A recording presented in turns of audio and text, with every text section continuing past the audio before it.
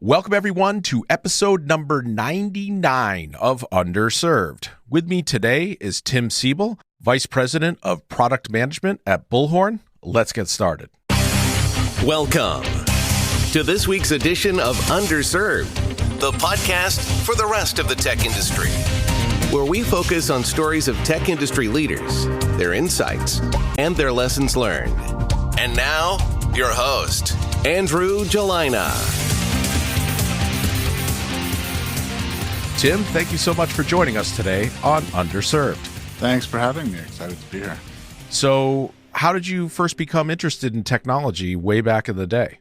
I took kind of a meandering path to tech. When I went to college, I had taken a lot of AP classes when I was in high school. And so I got to college and was through my sophomore year just from the beginning. I had taken most of my college requirements already and just had plenty of time. I had the good luck to be at school on a faculty scholarship. My dad worked at the hospital associated with Emory University. So I didn't have any financial pressure. I had lots of time and I didn't know what I wanted to do. So I just started taking classes, see what I liked, see what I was good at, and make a decision after that. I'd been really interested in math in high school, economics kind of from a business standpoint. Probably not actually the best degree to go get if you're interested in business, but I was 18 and didn't really know anything. And computer science, because computers are cool and the future, and I don't know, should do computers. So I just started taking classes for those, and I couldn't really make up my mind across the three. But after 2 years of just kind of taking classes in all three of those disciplines, figured that I could actually just finish them all. I didn't actually have to force a decision. And so I did all of them. You graduated with a triple major? I did, by mistake, but I did. I really loved from computer science. I really loved the algorithm. I really loved the approach of like a clever way to simply solve a complicated problem. I really loved that in the math too. As you start to get into higher level math, there's kind of some of that elegance in problem solving. But with computer science, I hated debugging code. Absolutely hated it. I remembered one time I spent like 3 hours debugging this program I'd written, only to find at the end that all of the logic was perfectly correct, but I'd used a semicolon instead of a colon or vice versa. And it was like 3 hours of my life I was never getting back searching for this one small typo. This was before all the great, helpful IDEs that you can get now. So, I may have had a very different approach if I had gone through all of this 5 years later, or a very different result if I had gone through all of this 5 years later. But as it was, I didn't want to do computer science. I didn't want to write code for a living. I think that's remarkable that you got to do what so many people say college is supposed to be about. Try a bunch of different things and see whether or not any of them stick. I feel like so many people are pressured to you got to get into your major and in order to do that, you need to take all these gen eds and there's only one track you can really take and never really stray far from it. So I think that's great that you pushed all three of them to the finish line. I think that I'm not a 5 or 10 year plan kind of guy. I don't necessarily walk in with a vision of how the future is going to unfold in the long term. Take kind of an agile approach to my life and iterate and make changes and pivot and fail fast, fail often, and, kind of put myself in a position where I can see opportunity and take it. Now, you were into playing music then as well, right? Yeah. So, that's kind of been a lifelong hobby of mine. I've played guitar since I was in 6th grade. I thought it would make me cool. It didn't, but I do still play. I still play in a rock band. Still doesn't make me cool. What's the name of the band? It's called the Broyle Street Band. It's it's a dad band. It's a couple of dads that got together to drink beer and, occasionally play some music. But we've been doing it for 15 years at this point. Excellent. So way back then, you're playing some guitar in college. Do you take courses around it too? I did, yeah. I had an opportunity to take a bunch of music classes. I took a bunch of jazz guitar classes with Gary Motley, a local Atlanta jazz musician who taught there. And then also took a bunch of classes with a really great teacher, Dr. Everett, who was into electronic music and had an electronic music lab at Emory. So it was really fun, you get to go into the lab and just there's tons and tons of hardware. So much of it is software based today, but this was before kind of the PCs were capable of doing all of that. And so you get all of this dedicated equipment, with its own set of 4 processors in it so that it could like do delay effects or synthesizers and all this old analog equipment. Took a bunch of classes with that, got to go in and play around with that, write music and hang out in the lab. I remember seeing like all that MIDI stuff back then, and I found it remarkable that they would make the music perfect,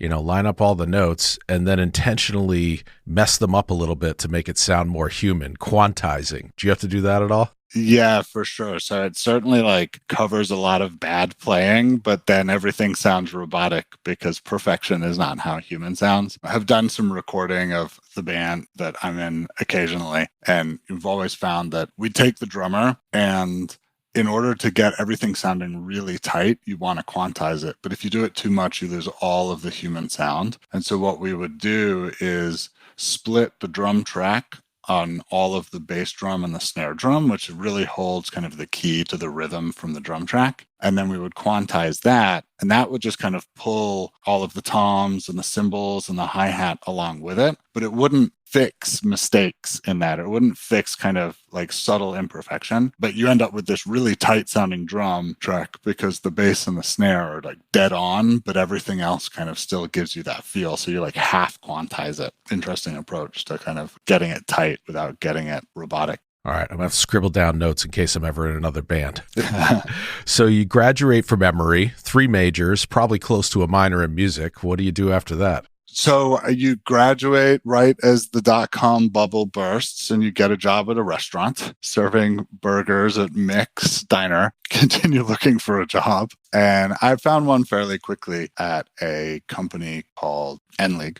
And Coca-Cola had spun up a incubator during the .com run-up. As did everyone. That's right, as did everyone. But they're such a large organization and so slow, and like they're not a technology organization, so they were like very behind the curve. And they hadn't actually gotten the incubator started until after the bubble had burst. Presumably, someone was immediately like, man, this thing's over, we should shut it down. But it took 4 years to shut down. So like there was this very weird startup incubator in this post-.com bubble era. And that was my first job working at this software company. And what were you doing there? This company was probably 10 to 15 years ahead of its time, leading edge semantic search. So this is something that's pretty common now. You see all over the place, but it's driving context and understanding out of like how words are used together instead of just doing a pure text search. So it's the ability to distinguish between Paris Hilton, the person, and Paris Hilton, the hotel. So that's it. It's driving that deeper semantic understanding of the terms rather than just the pure text version. We were using it for this problem Coca-Cola had around their CRM and how they managed who they sell to. Coca-Cola has a lot of data, but they've got this very complicated understanding of a client where they're selling Coca-Cola to Chick-fil-A. The Chick-fil-A is owned by a guy that owns franchises. So he owns 3 Chick-fil-A's. He also owns 2 Blockbusters back when those used to be a thing. But one of those Chick-fil-A's is in a stadium, and that stadium is owned by a city,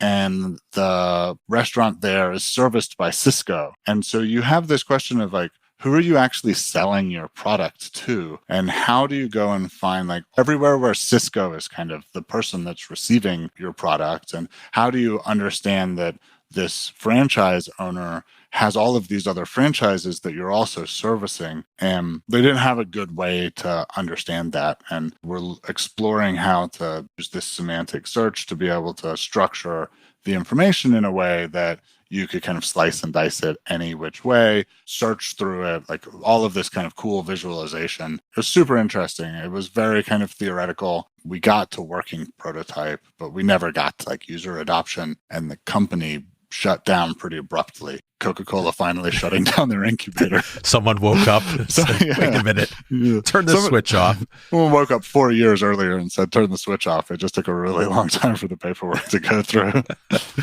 So you abruptly end there. What do you end up doing next? So in the last kind of year of that, we had a consultant in Jeff Burgett. he was starting his own company. He was trying to do it without funding. So he was trying to bootstrap the whole thing. And so he'd taken a consulting role with Nleg as he was trying to bootstrap this company. He was also in the midst of selling this big project to a cable company software provider. And he was like, this is a great team. Why don't you guys all come and work for me? He was one of 3 people in this company. And then suddenly he brought on like 5 of us from Nleg and kind of had a company in a box. That was my next role. And so just kind of got pulled along by this co-founder. As I said earlier, I like no 5-year plan, right? I'm just going to take advantage of things as they come up. And so I followed him, and he was a really great mentor, taught me an awful lot. But one of the first things he taught me was, what you're doing is product management. Come do it for me. I'll train you. I didn't know product management was a thing. I think that's probably pretty common for 15 years ago. People found product management by mistake or happy accident in this case. And I think today it's better understood and people actually like graduate from college wanting to do it. But back then, I just happened to find a guy that knew what it was. You're like, I got 3 majors. I don't need a 4th. I can figure this out. Yeah. That's right. You are listening to the Underserved podcast. Underserved is produced by Maris Consulting Group, embracing the power of people in technology. For more information, visit mariscg.com. That's mariscg.com. So what is Seldon Systems doing there? You said that their customer were like cable companies? Yeah, so we provided monitoring software for cable companies. Cable gets referred to as CATV, which is cable antenna television. Like the original business model for cable was like up in the New York or Philadelphia area, where there's a large metro city and then mountains and then towns on the other side of the mountains. The people on the other side of the mountains didn't get any of the television, the TV signal broadcasts, right? There's NBC and CBS on the other side of the mountains, and they crossed a mountain and they didn't get any of it. And so some industrious people went and put a big antenna on the top of the mountain and then run cables down to everyone's house. That's all the first run of cable TV was doing, is running the antenna signal from the top of the mountain so you could pick up the same channels they had in New York on the other side of the mountain. And that was a business you built with like a truck and a shovel. That's all you needed. And if the TV went out because there was a thunderstorm, like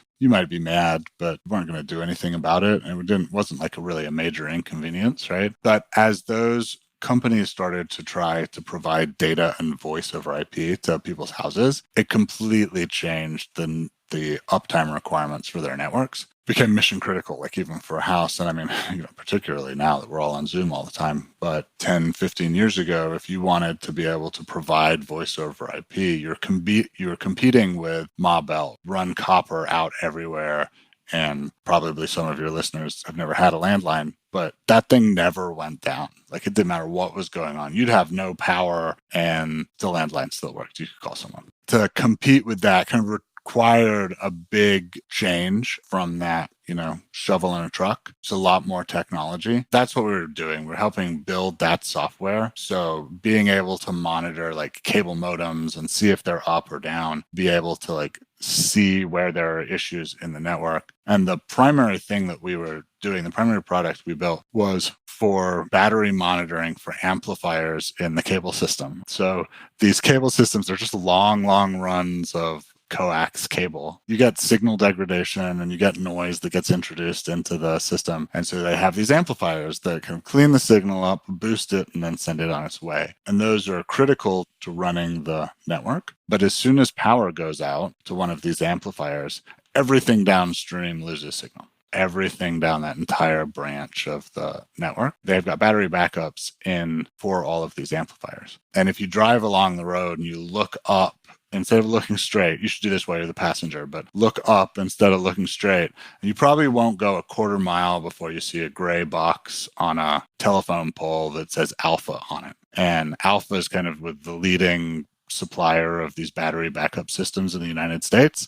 And that's an amplifier that's making sure everyone downstream gets their cable signal. So we built software that would monitor these batteries and see if they're online, if they're running on battery, how much time do they have left, starting to get into like predictive analysis of the decay of the battery. You could test the batteries remotely so that if a storm is coming, you can see if the batteries are holding charge so that you can start to tell how long they're going to function in a power outage, proactively replace the ones that you need to. And then these cable companies, to provide this level of service for VoIP to compete with the telephone, they actually send people out in storms with a generator, and they'll chain the generator to the telephone pole and plug the amplifier in, and then drive circuits around filling up these generators with diesel. Like, that's someone's job. It's this kind of like wild thing that you don't even like, seriously, that's what they do? That's how they solve this problem? So that's what we were doing at Selden Systems. So round robin diesel delivery just to keep the cable stuff running.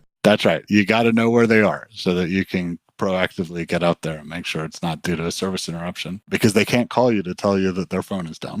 So after that, you had a brief time where you did a startup with a friend and worked with your wife for a bit? Yeah, we looked at trying to get a startup off the ground with a friend, and kind of really exploratory, and didn't go anywhere. And mostly I helped my wife, who has her own music business, was helping her find ways to grow her client base. She's got a bunch of teachers that work for her as well. And, I did that for a while. And after about 6 months, she was like, thanks for your help. Please stop. Please get another job. Yeah, please. Just something else. You need to get out of the house. This is not great for our marriage. You've helped enough.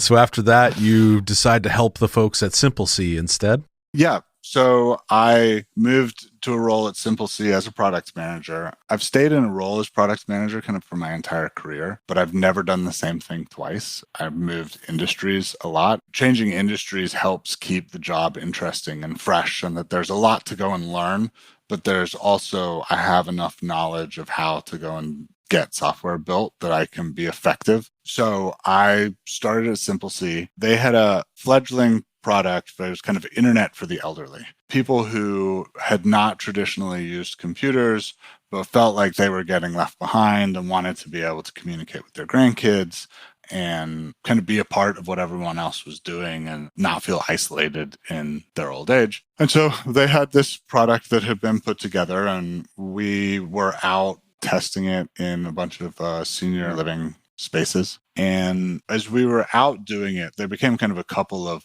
pretty glaring product issues. The first was it was very expensive to support. You had this whole ecosystem of computer and modem and our software and everything else. We gave them a phone number that we would answer. And so if there was any sort of problem at all, we'd get the call. And, you get all of those kind of the joke tech support calls you hear about, like, well, have you turned it on? And like, oh no, how do I do that? That sort of thing. And it was kind of very hard to manage that, hard to see how that would scale. And then our target customers were aging out. There's only a fairly small window of people who had retired but not used computers in their day job, or not had like this kind of mobile phone experience, right? The market was shrinking as we went along. So we really started thinking about what else could we do. As we had been in these kind of computer labs that we'd set up, senior living facilities, the people that ran these facilities would bring us people that were like, oh, I think this person would be really interested in learning how to use a computer. They would also bring us people who had some level of dementia.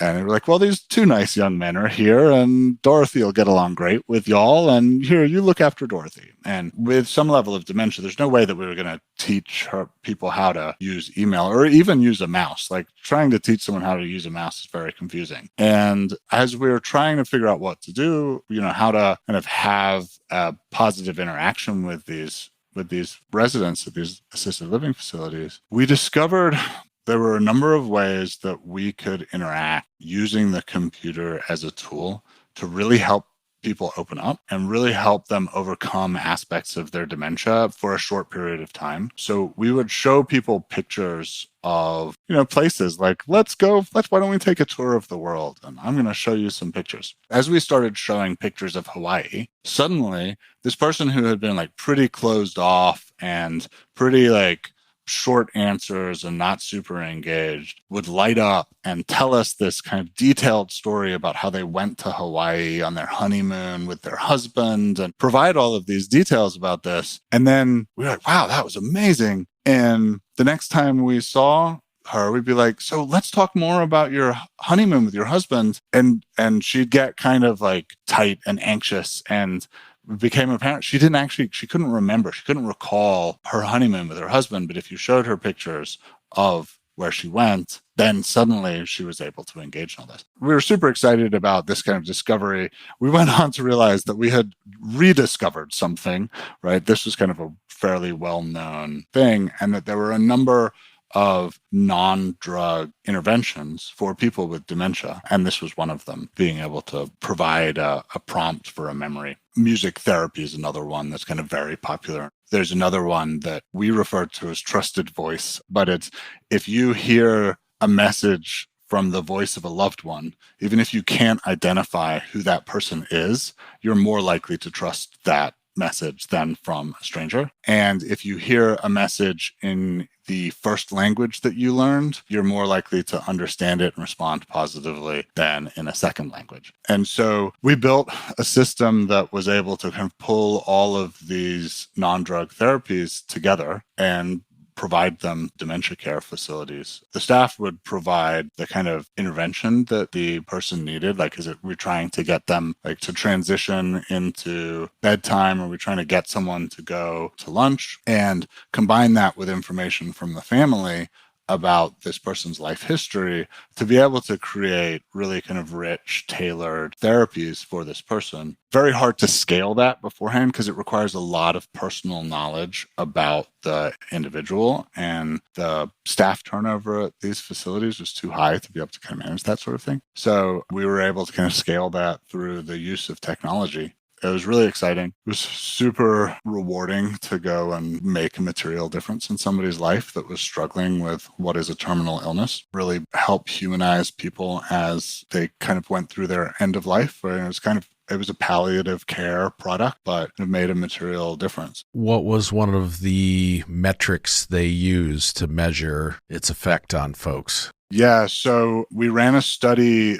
to see how people ate and drank at mealtime, because malnutrition and dehydration are actually leading causes of death in the further on dementia care facilities. And we found that when people had these therapies kind of to help get them out of the room, to help them understand what the next part of their day was, they ate more and they drank more, which, leads to a healthier person and better long-term outcome.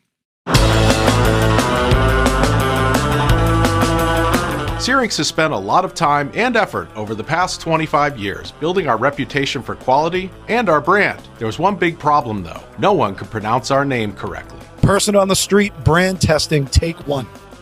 Hi, can you pronounce the name of this company? Syrinx? That's a really good guess. Really? Now, how would you pronounce the name of this company? Syrinx? Not even close. Can you pronounce the name of this company? Shrinks.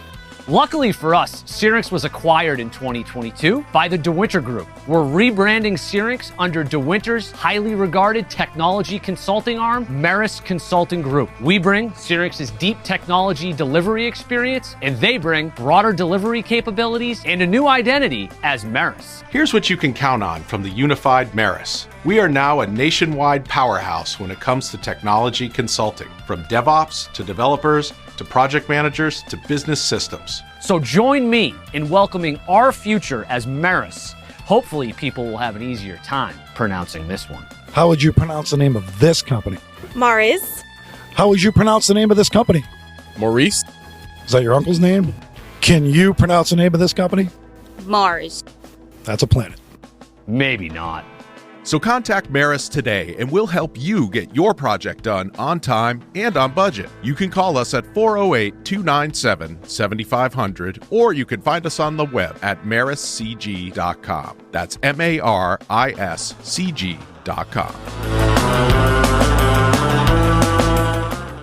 Well, after doing some good and working in a bunch of startups, you decide for your next step to go somewhere bigger? That's right. The first 3 places I worked were all startups. The first one folded. The second 2 were successful enough to kind of continue, but not successful enough to ever hit that big growth phase. And there was always kind of, where's the investment coming from? And how are we going to turn this into something that's bigger? Some trouble with executive leadership as well. And so for my next role, when I went out to market looking for a new job, my primary requirement for a new company was that they were profitable.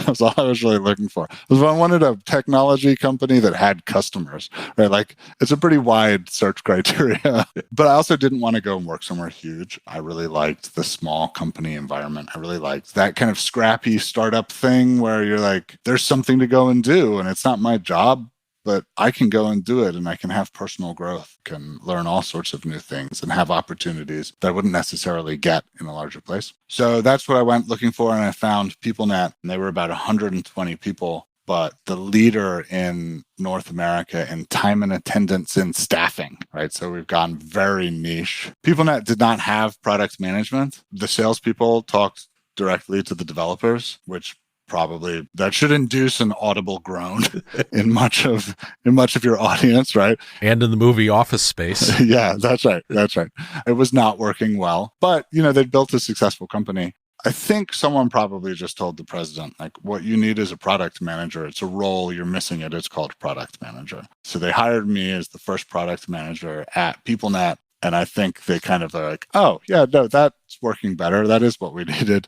We do need someone to sit between sales and our developers. It makes everyone happier. The customer gets a better product. The developers are happier. The salespeople can go out and sell. And so we started hiring more product managers, and I kind of took over as in charge of the product management team and built out a team. That was my first real foray into managing people and trying to figure out how to be a good leader, decent boss. So PeopleNet is one of the leading providers of time management for the big staffing firms, the Randstads, the Adecos, Kelly, Manpower, punching in, punching out, blue collar, white collar, you name it. Did you ever figure out how to get consultants to fill out their timesheets on time? Asking for a friend. No, it's impossible. In staffing, everyone's paid hourly. So if they don't fill out their timesheet, they don't get paid. And they still don't fill out their timesheet, right? You still have to remind them to fill out their timesheet. And you see some really strange behavior too. You see people that are like, well, I've earned enough money for this year, and I think I'm going to earn less next year. I want to defer my salary in the beginning of the year so that my tax bracket will be lower. So in mid-November, I'm just going to stop turning in timesheets. And then after New Year's, I'll turn them all in. And suddenly you've got 6 weeks of time that you've got to pay and figure out how to go as a staffing company, figure out how to go bill and get the client to not be like, that was last year. Like, leave me alone. No. They work 240 hours the first week of the year. Yeah, that's right. It sounds like it shouldn't be that hard, right? Like, you punch in, you punch out, you get your time. That's that. And it feels like it should be simple, but it's extraordinarily complicated to manage all of the different ways that staffing wants to be able to manage and pay their employees, all the different ways that their clients require the time to come in. And then layer on top of that you're doing this on a national scale. And that means you've got to work in California with all of their myriad laws about what is required to be able to get a valid time card in. And then because this is staffing, it's not just your obligation to pay someone, right? You're turning around and you're billing this time out to the clients. And so in order to get them to do that properly, you've got to try and get them to approve the time before invoicing. Because if they say, yeah, Tim did come and work 40 hours a week, then it makes them much less likely to be able to say, well, I'm not paying for Tim's time. Which is good and works unless Tim, in an effort to optimize things, starts putting his time in ahead of time, 8, putting the snowman in there, putting some placeholder entries, but then doesn't end up working all that time, or there's a holiday. I believe you had one particular story about that. Yeah, this is the opposite problem from doesn't put in their time. This is puts in time that they didn't actually work. One of the things approvers can do is dispute the time that has been entered. Like, I disagree, that is not what they worked. And they can provide a reason. And so the funniest reason, the best reason, the worst reason, it's one of those things was, 8 hours on Monday and Tuesday is great, but it shouldn't be 8 on Wednesday. It should have been 4 because they were arrested from the shop floor. And then on Thursday and Friday, it had been changed from 8 to 0 just with the in jail, right? I would have to add that timesheet entry, in jail. In jail, yes. So ultimately, that company gets acquired by Bullhorn. That's how you become a Bullhorn employee? Yeah. So Bullhorn is kind of the leading provider in staffing for front office capability and has been for 20 years. Staffing is about finding talented people and putting them to work on a temporary basis. And so the front office software is part kind of CRM and sales, right? It's about finding opportunities. And then it's part like recruiting and human capital management, right? Because you're trying to find people, trying to find exceptional talent that then you can go and place. And so you're doing kind of the sales piece, you're doing kind of the onboarding and recruiting. And that's what Bullhorn did very, very successfully for 20 years. In kind of the 2016, 2017, looking at how we go from being a piece of a staffing company's technology stack to becoming a more complete technology provider for these customers. And the first piece of that is making sure we become the system of record for all of a staffing firm's data. And so that means moving from just this kind of front office function that Bullhorn have traditionally done and moving into collecting people's time, making sure they're showing up to work, being able to send out invoices and get people paid. And so Bullhorn bought PeopleNet as kind of the first pillar of that journey to provide kind of a fuller software stack to staffing firms.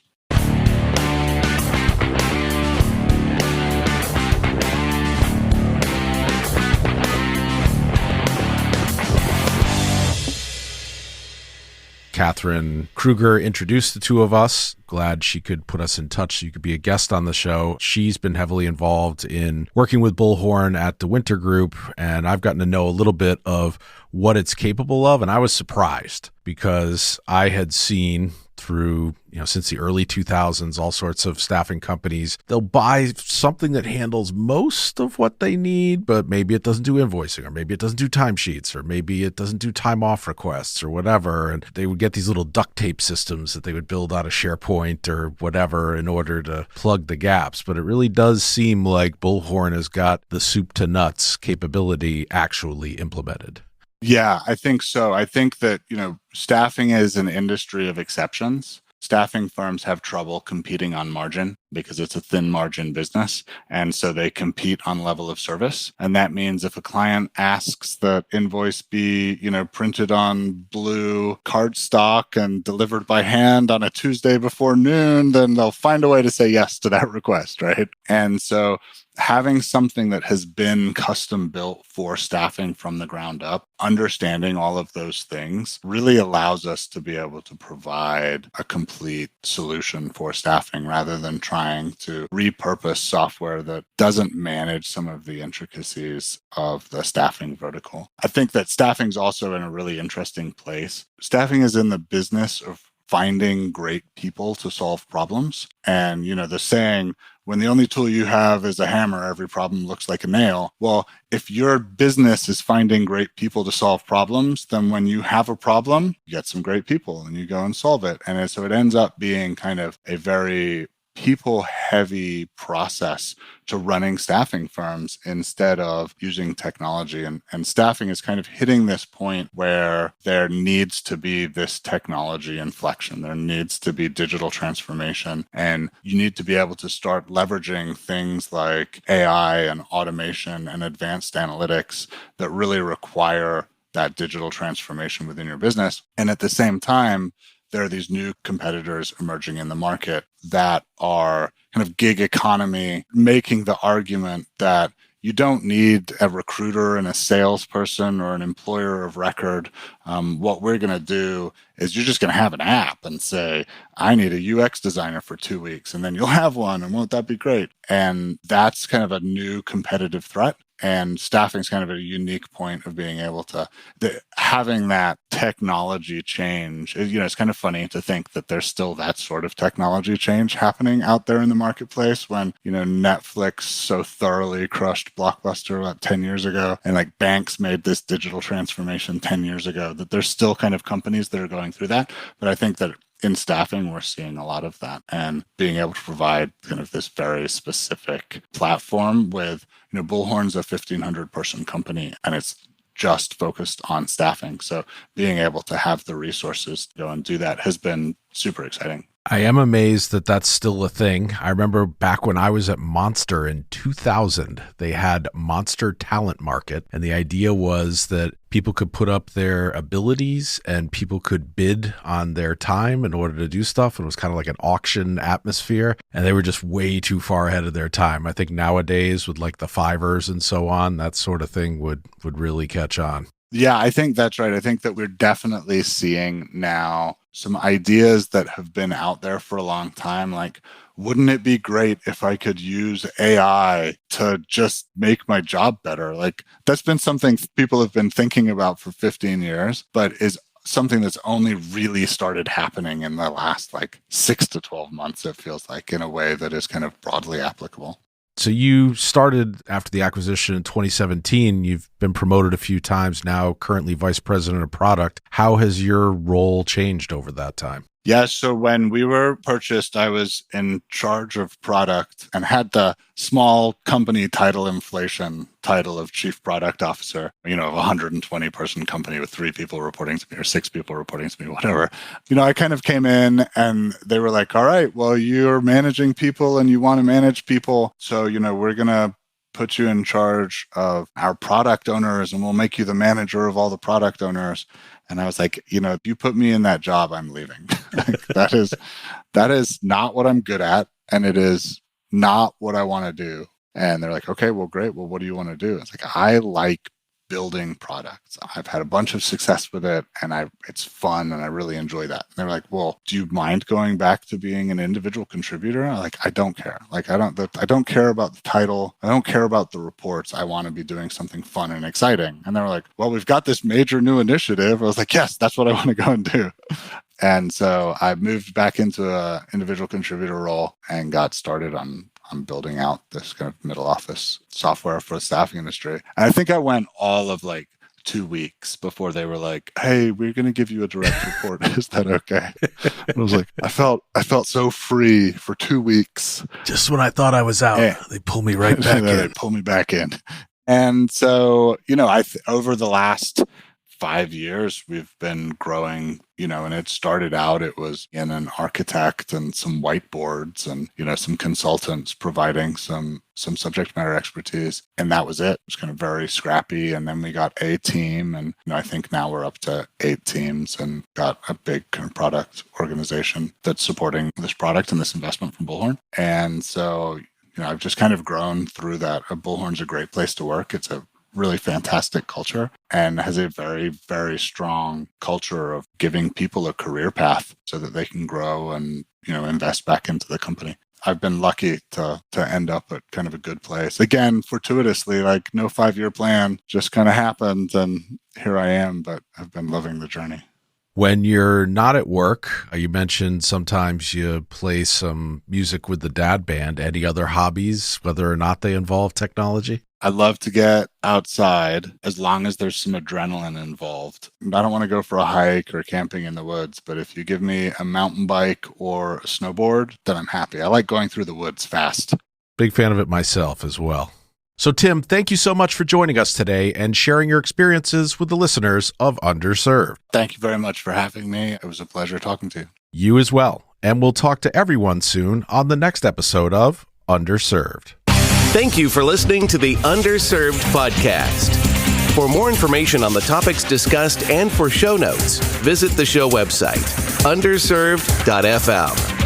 And please be sure to rate, like, and subscribe to Underserved on Apple Podcasts, Google Play, Spotify, or wherever you listen to podcasts.